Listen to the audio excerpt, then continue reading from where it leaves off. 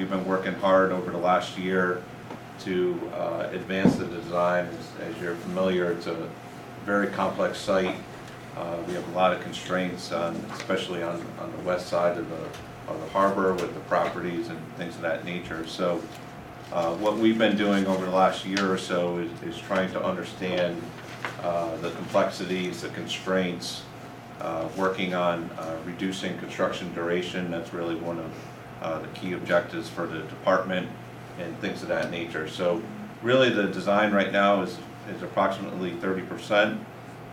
It is changing, adapting to incorporate some of the things that we learn as we go along. So, you know, this is meant to get you guys up to speed and get you familiar with where we are on the project. As we go through, if you have questions, you know, probably the best idea is, you know, ask us at the time that we get there. We understand that you guys have a regular process by which you provide comments and review. This is not intended to change that, just to give you guys information and, you know, also provide information to the general public. We will be launching a website probably sometime this week is the goal, and then also having a series of informational meetings as we move forward over the next couple months. Okay. So in regards to, you know, this is just what we'll cover. We'll go through the program, the projects, talk a little bit about the fender repair project. Then to the extent that you want to go through your letter, maybe generally we can cover some of those things. You know, we'll sort of follow your lead from that standpoint. From an introductions, you know, for this particular project, we are following a CMGC. It's a CMGC project contract. It's a little bit different from a department standpoint. So we have a contractor on board that is working with us. It provides a lot of advantages. They can share with us their experience, their expertise, their knowledge, their construction methods, things of that nature. So we have our contractor. I think you guys have met Chet from Chimbro and Jeff from Middlesex.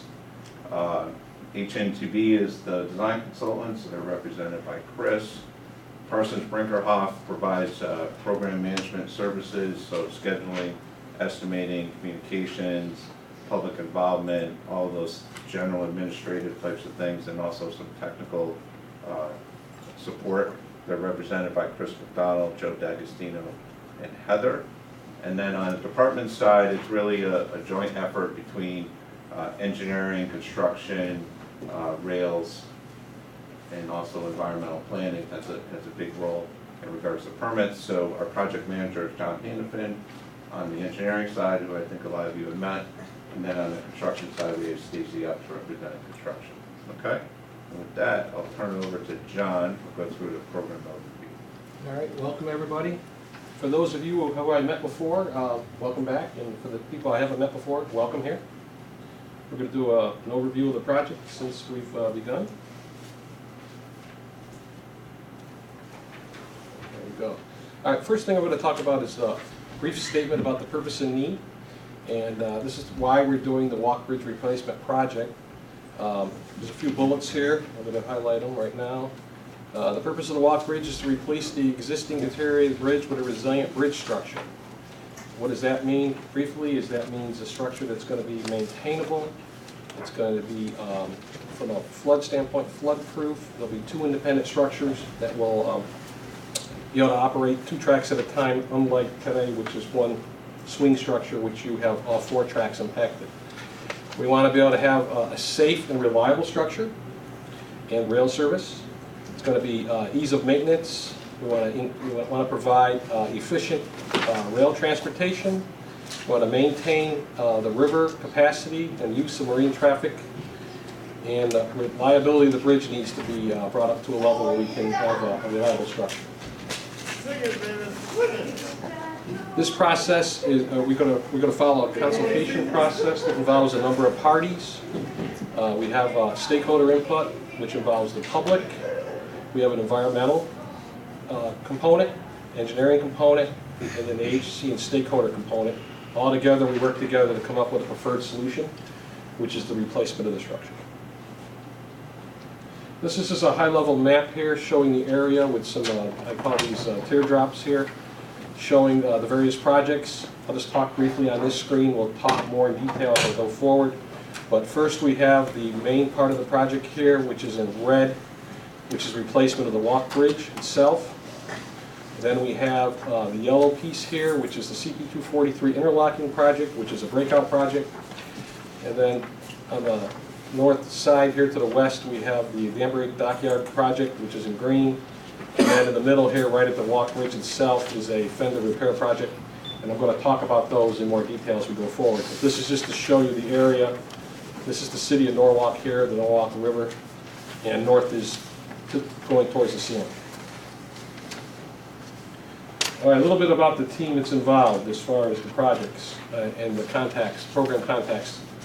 So we have design contracts, we have HNTV, and I'm not going to read all these, but they're doing a number of the projects as a designer. We have another designer named Lochner, McLaren, and Arthur Caesar. These are the designers that make up the design side that are producing the design documents, and they're producing construction contracts, which are in yellow here. We have the emergency fender repair piece, the Danbury Branch Dockyard breakout project, CP243 interlocking project, and then we have the bridge, the walk bridge, Fort Point Street Bridge, the Osborne Avenue Bridge, the East Avenue Bridge and roadway. And I'm going to talk through those as we go forward. Jim mentioned this briefly a minute ago. This is the CMGC project delivery method. This is where we bring on a contractor to help us in the design phase. So I'll just go through this little flow chart here. We have CONDOT, we have a designer here, and we have designer subcontractors. We have the contractor here on this other side, and their trade subs. So during the design process now, we have our joint venture, Chimbrow Middlesex, which they are here to advise us on schedule, phasing, constructability, materials availability, risk, and cost. So as we develop our design and progress the design, they are there along with us, reviewing these documents and helping us make these decisions during the design process, instead of waiting like we do on a normal job where we have a bid build job, where it would happen after the job is out on the street. Right now, this process will help us reduce construction duration and impacts, hopefully improve our construction sequencing, reduces risk, and has a way for us to phase all these projects together and maintain our rail service and other impacts to the community. As part of this project, we have environmental documents. So this is the environmental phase. We're going to follow the National Environmental NEPA Act, and we also have the Connecticut Environmental Policy Act, SEPA. We're going to develop a combined environmental assessment EIE document. We're going to have we're going to work with our stakeholders when we make our decisions, and we're going to eventually put out a draft document for the public to review and comment on. All right, now we're going to talk a little about the individual design projects, which we're calling the program projects. First breakout project is the fender repair. Coast Guard has contacted the department and determined that the fender, if you guys have been out there, has a bunch of deterioration, existing pivot pier fender, and we're working right now on a project design and permitting so we can replace that fender repair and bring it up to a good working order. And this is just another slide talking about the project. We want to make sure we have safe operations of the river and protect the bridge itself from any impact. So we're going to replace deteriorated portions of the fender, only replace those portions that are damaged. And we're working on the design and permits right now. We're determining when the construction schedule will be after we get input from all the stakeholders. Next breakout project, CP243 interlocking. This project is east of the walk bridge. Okay, it's about 1.25 miles long. It's going to allow us to eventually get the railroad from a 4-track railroad down to a 2-track railroad. This will be key when we do the construction of the walk bridge. This project will allow us to maintain rail traffic while we're down to a 2-track outage. This should have a minimal impact on the local roadway network. This project takes place on the existing rail line, and we'll talk about it a little more as we go forward. This project consists of track realignment work. We're going to put in crossovers, which are basically switches that allow the trains to move from one track to the other. So if you have 4 tracks here, and you install a series of switches, which we call interlocking, that'll give us the flexibility to move a train from track 4, 3, 2, 1 as needed. So as we close tracks, we can move trains around and keep the passengers moving. As part of this job, we're also going to replace the signal system and new signal houses, and there'll be catenary modifications. Second breakout project. It's called the Danbury Dockyard, Danbury Branch Dockyard, I guess, to be perfectly spelled. This project starts at the Y here, so if you guys are familiar with the walk bridge as you're heading east and approaching the walk bridge, the Danbury branches off to the north. And this project is needed because currently right now as trains approach the walk bridge, a number of trains come up and they stop on the walk bridge itself. When I say turn, they reverse direction and head back towards the south and start dropping off passengers on a southerly direction in the reverse direction. Because we're going to be doing this construction here and have this railroad down to 2 tracks eventually, we're going to rebuild this current segment here. Oops, sorry, jumped ahead. Rebuild this current segment here from the Y to the north about a mile, and it's going to go up under 95 here. We're going to electrify this and put in new tracks and build a little yard here so we can bring the trains up now that used to turn on the walk bridge, bring them up here, and then bring them back and do the turn movement on the Danbury branch. This project also will have minimal impact to the local roadway network during construction. The key components of this project, we're going to add a track siding, we're going to do signal work and electrify the siding with new catenary, and there'll be a new bridge superstructure over Ann Street. This project's anticipated to start early in 2017 and last about approximately 2 years. Now the main portion of the project, replace the walk bridge itself. Right here in the middle of the river, Route 136 bridge to the south, just to get everyone orientated. So a little color coding here. The green is the walk bridge main span. The blue are the east approach structure to the east and the west approach structure to the west. And then we have this section of earth embankment, which are the retaining wall areas I'm calling. And this is the west rebuild, and this is the east rebuild. The walk bridge consists of replacement, installation, and commissioning of 2 new movable structures. So like I said before, the current walk bridge is a swing bridge, 4 tracks. The new walk bridge will be 2 independent 2-track bridges. That'll give us our resiliency that we want and our redundancy. We're going to replace the existing bridge pairs. We're going to replace and install new catenary and relocate the tracks and replace the track. It's also going to involve retaining wall construction, civil-related utility relocations. The high towers and the transmission lines will be removed and relocated. And we're going to phase this in a way that we do not limit the impact to rail, waterway, traffic, and the community. This anticipated start date is mid-2018, and our anticipated construction duration is 4 to 5 years.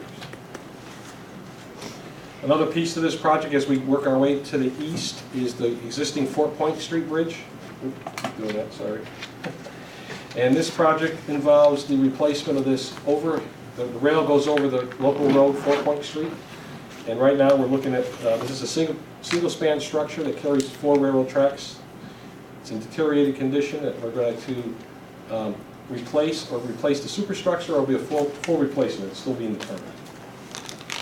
A couple other bridges to the east as we work our way is Osborne Avenue over local road, and also East Avenue Bridge. Those are also currently in design and will be replaced under the walk bridge project. And right now I'm going to turn it over to Chris Brown, who's going to recap the public scoping.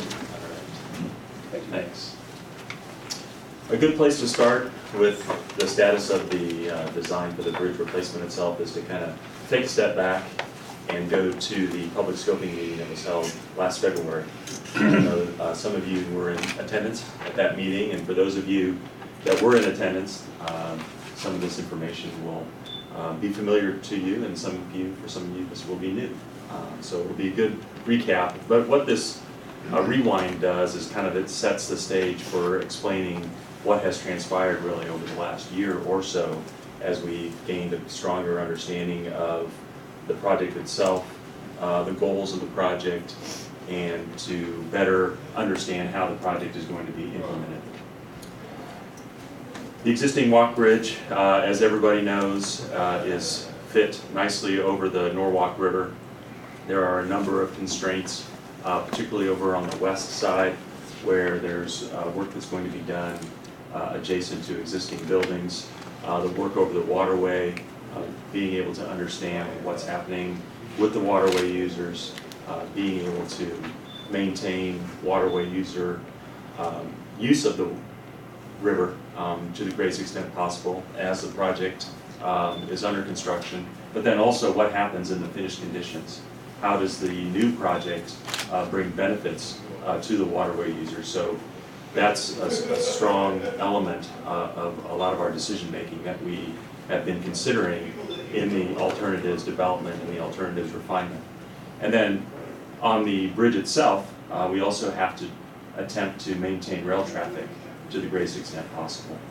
So there's a number of challenges, a number of constraints. We'll kind of walk through our understanding of those and how those are going to be addressed with the replacement bridge project. So when we talk about the bridge itself and the maintenance of rail traffic combined, we looked at rehabilitating the bridge. That was essentially deemed not meeting the project goals for the long-term resiliency and the redundancy at this particular location. Really at the forefront of what we looked at was the movable span type. How could the bridge be constructed in that step-by-step sequence to maintain rail service and to maintain that waterway use of the river to the greatest extent possible. What comes along with the movable span type are different track alignments, and those track alignments can affect what happens on those east and west approaches that John talked about with that color-coded zones of the project. So we wanted to have a better understanding of that as well, and really just collecting all of the data from what's going on with the underneath the mud line, what does the rock look like, looking at traffic impacts on the roadways, right-of-way, all the things that come into play when you're looking at replacing an existing bridge. At the bottom is construction staging, but that really is a driving factor in a lot of the decision making.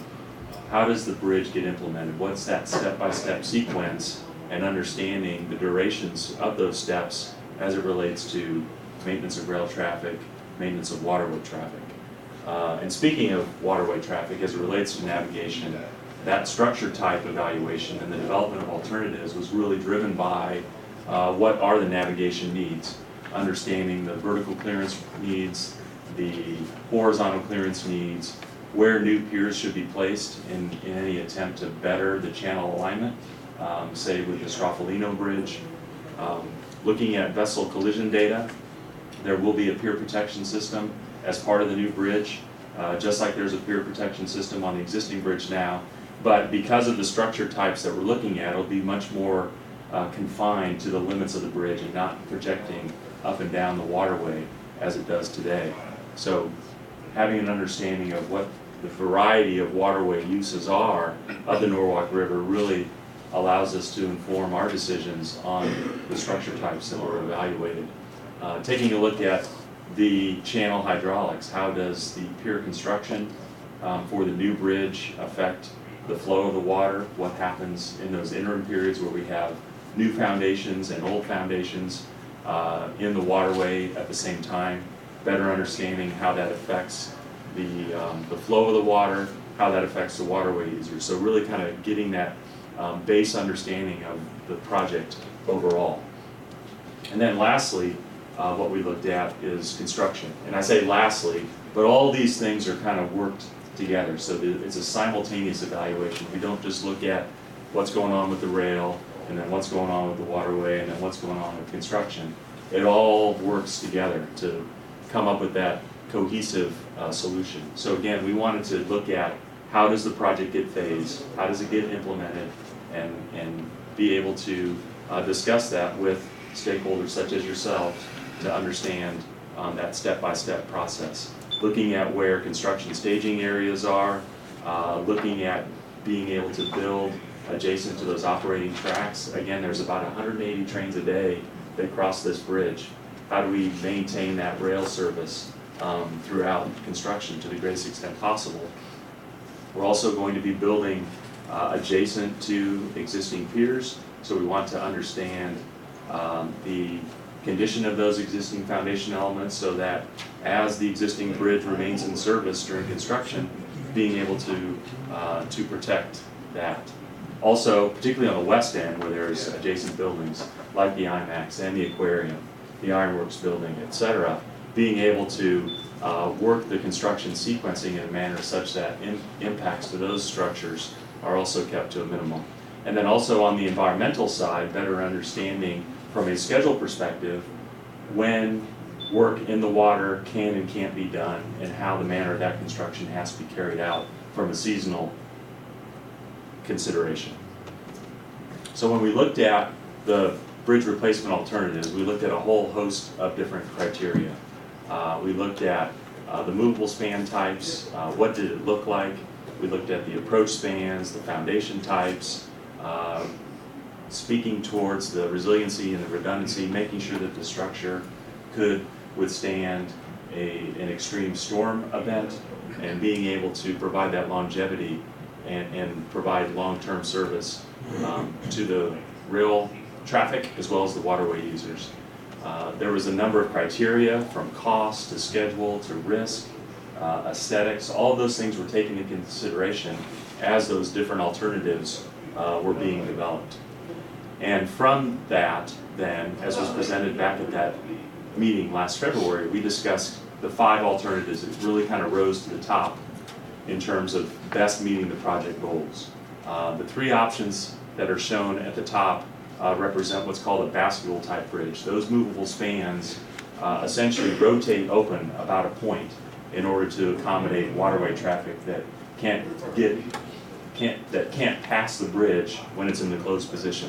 And then the 2 alternatives on the bottom represent vertical lift style movable spans, in which there are towers on either end of the spans that help guide the span upward as it opens, again to accommodate waterway user traffic that needs to pass beneath the span itself. So those were the 5 that really kind of rose to the top.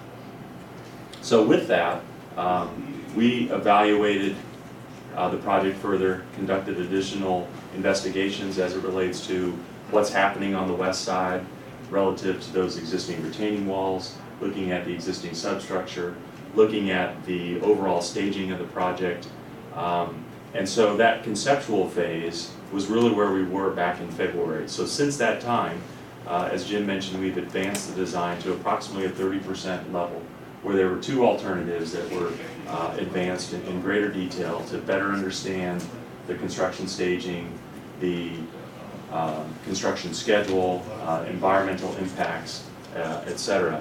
And taking into consideration all of those construction staging aspects, again, that step-by-step manner in which the new project gets implemented.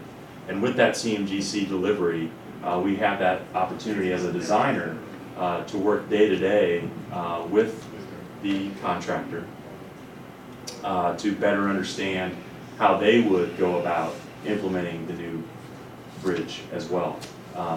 What type of equipment they would use, where their equipment would be, things of that nature, to better refine the design. So again, the typical process, as John explained, would be to have the engineers make those assumptions, but now we get to better that and get the contractor input right now so that all of those features can be worked out in advance.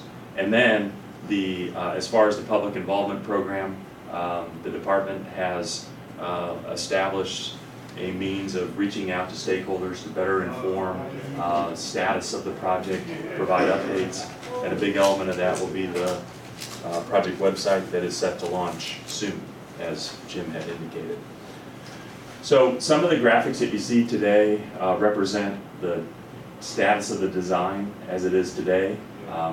The appearance of the main span, which is really kind of the focal point of the project because that's what really everybody sees, is that main movable span. That likely evolves over time.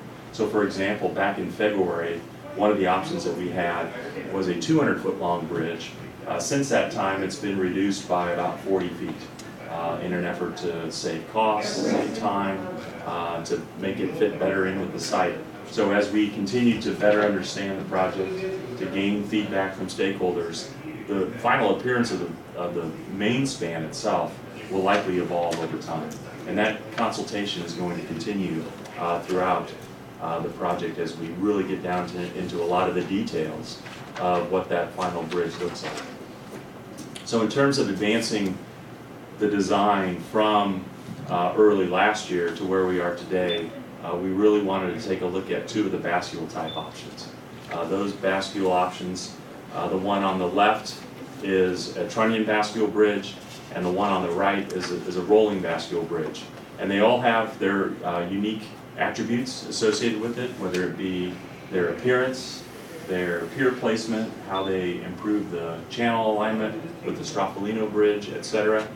They both have what we call a non-parallel track alignment, which it may be a little bit difficult to see on here, but because of the constraints that are over on the west side, and because in the finished scheme there'll be twin movable spans side by side. So right now, keep in mind that existing swing span carries all 4 tracks on one structure, so everything is nice and compact.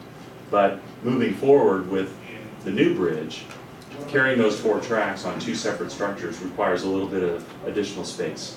And that additional space is generated over on the east side. So the 2 northern tracks are shown in the blue there, and then the 2 southern tracks are shown here, and then they eventually tie back into the existing alignment as you go further to the east. On the west side, we're really constrained in terms of what can be done as it relates to the presence of existing buildings and the existing track curvature, so we can't really do much over on the west side. I mentioned the challenges on the project. This is a really complex project. There's a number of physical constraints, there's environmental constraints. We have to better understand the overall constructability.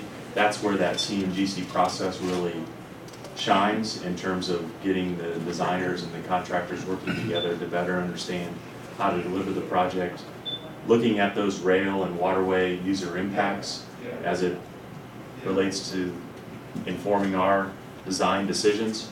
And we've learned a lot. So we've learned a lot about how we can address the west approach. So on the west approach, just west of Water Street, where there's old retaining walls and old abutments, how to deal with those, looking at the existing high towers and how to deal with those in terms of constructability, looking at Fort Point Street Bridge, and then all the other projects that John had mentioned, the interlocking, the dockyard improvements, Osborne Avenue, East Avenue. How does all that play into and benefit the overall walk bridge construction? And then lastly, again, that contractor means and methods. What equipment's going to be used, scheduled durations for certain operations, better understanding that so that the overall team then can communicate that to the public as things move forward. So one thing that came out of the preliminary design effort, so at 30%, that's what we call preliminary design, so we're still at a preliminary phase. One of the challenges that was presented to the overall team was to look towards reducing the overall construction schedule and reducing the impacts, whether it be impacts to the waterway users or impacts to rail traffic. And so what we've done, coupled with everything that we've learned about the project in terms of addressing all those constraints, led to the introduction of the vertical lift span being a viable option in addressing many of those constraints. So in terms of that main span, that vertical lift option is still on the table. As it relates to our overall consultation, we're going to continue to work day to day with Chet and Jeff on the construction side to better understand what their thoughts are on constructing the bridge. But then on the flip side, we're going to continue to engage the stakeholders and get input on what does the main span look like, what does the overall project look like, what are some of the finishes, the details, all of that stuff. So it's kind of a two-pronged approach in terms of really arriving at what the final solution is for the walk bridge replacement project. So if we focused on the movable span in and of itself, We wanted to look at the main span structure type. Is it a bascule bridge? Is it a vertical lift bridge? How does that structure type play into the overall constructability? And when we say overall constructability, that leads to that construction sequencing, better understanding the overall schedule, looking at compressing the overall construction schedule if possible, and then always be cognizant of the impacts to all of the users. And then how does that final bridge fit into the final site context? So if we wanted to drill down a little bit further, our color-coded project zones here, the main span that's green is really the kind of the focal point of what we're evaluating right now. For all intents and purposes, this is a bridge replacement on the existing alignment. Now are some variabilities as far as what the final track alignment looks like, but the work that's done in the orange zone and the blue zone are really independent of the structure type. What we really want to focus on is what happens over the waterway, because that's where some of our more prominent constraints are in terms of just dealing with the existing span, and then what does the new span look like, and then how does the construction of that new span affect traffic, both rail and waterway users during construction, and then how does it affect them in the finished conditions. So that rolling bascule span, again, looking at a perspective that's similar to what we showed earlier on the existing bridge, would look like this. We have some additional graphics here that show some comparisons with this bridge with the existing bridge to give it a little bit of perspective. And then a vertical lift span alignment would look similar to this.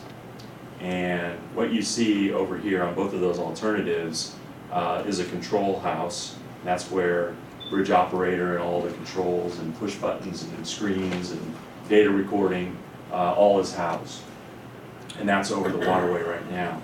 If you think about as it relates to the existing bridge, that's located right now over in this area, and we're looking to move it potentially over on this side of the river itself. Span up. So if we did a comparison of the existing bridge shown on top and a proposed bridge down on the bottom, one of the best ways to kind of see how things line up are these red lines here. So the red lines represent where the rest piers of the existing bridge are, and then where new piers are relative to that. So in all options, what happens is that when the span is in the closed position, the vertical clearance gets improved by about 11 feet. So right now it's about 16 feet above mean high water. In the closed position, it goes to about 27 feet. That's just by virtue of the structure type that we're looking at, which is a through structure, which means all the structure is over the rails. Likewise, what happens is that all of the navigation clearances horizontally improve with all of the options. So right now on the west channel, you have 58 feet from face of fender to face of fender, and on the east channel, you have about 53 feet. Well, in the option that you see here, and if we just use this line itself, you have at least 125 feet of horizontal clearance. So you're more than doubling what's currently provided by the swing span. If you add 53 and 58 together, and we provide 125, you get a wide open channel. So if you look at it from the perspective of essentially this pier coming out, this is your new navigation channel that would result from this structure type. It does provide improved alignment with the Straffolino Bridge. And then one thing to keep in mind, and I know it's always hard to envision, but whenever we deal with swing span replacements, you have that big long shear fence that's coming in and out of the bridge, right? So as you have a vessel that's approaching the bridge, not only do they have to line up with the navigation opening itself, but they have this big long projection of the shear fence that they have to deal with as well. That goes away in the final condition, and any pier protection that we have is nicely confined to the limits of what those existing piers are. So there's not that pier protection obstruction that results in the finished condition. And then if we took a look at the vertical lift span, it's really the same resulting appearance. So again, with those red lines that get projected upward to show where existing piers are and where new piers would be, you have that same widened effect. About 125, maybe 140 feet of horizontal clearance over the waterway. So in that case, you're almost increasing your horizontal clearance by about 3 times in that condition. And then with the vertical lift span, possibly having the control house over at that location, or putting the control house over on the east side. The vertical lift span provides a little bit of flexibility in terms of safety for views up and down the waterway and views up and down the track, to place it either on the east or the west side. So that's one of the nuances between those two options themselves. And then some of those detail things that we're looking at that will engage stakeholders on are span color. Everybody wants to know what the existing bridge is going to look like, right? So evaluating things from span color to what does the control house look like to better fit in with the overall site context, and then taking a look at what some of the bridge approach spans and those substructure elements may look like over on the North Water Street area as well. So there's that consultation that's ongoing as well, and to help us better inform what that final version of the project looks like.